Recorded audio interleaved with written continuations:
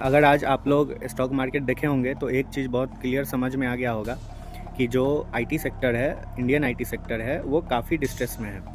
महज 5 साल पहले बनी एक कंपनी ने इंडियन आईटी सेक्टर को, सिर्फ इंडियन आईटी सेक्टर को ही नहीं, लगभग पूरे वर्ल्ड के आईटी सेक्टर का नींव हिला के रख दिया है। मैं बात कर रहा हूँ एंथ्रोपिक कंपनी की, जिसका एक नया टूल आया है कोवर्क। देखिए दोस्तों, एआई का जो सबसे ज़्यादा यूज जो होता है वो रिपीटेटिव टास्क में होता है, और जो इंडियन आईटी कंपनीज थे जैसे कि इन्फोसिस है, ये सब उन्हीं सब चीज़ों को करने में पारंगत हासिल किए हुए हैं। रिपीटेटिव टास्क को करने में ये वही सॉफ्टवेयर बनाते हैं जो रिपीटेटिव टास्क करता है। लेकिन जो एंथ्रोपिक का जो नया टूल आया है कोवर्क, वो इस चीज़ को पूरे तरह से, इस चीज़ का गेम चेंज कर दिया है। और ऐसा माना जा रहा है कि आने वाले कुछ दिनों में ये जो रिपीटिशन का टास्क है वो कम्प्लीटली 95% एआई संभाल लेगा, और बहुत ही अच्छे तरीके से संभाल लेगा। जिस कारण से जो इन्वेस्टर्स हैं, ग्लोबल इन्वेस्टर्स हैं, उनका जो ट्रस्ट है इंडियन आईटी सेक्टर में वो डाउन हुआ है, और होना भी चाहिए।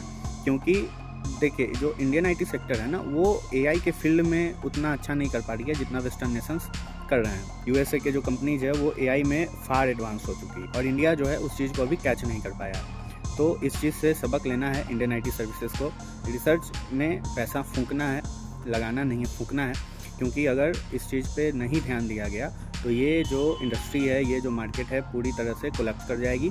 क्योंकि एआई का युग का शुरुआत हो गया है, और अब ये कंपनीज बिल्कुल रुकने वाली नहीं है।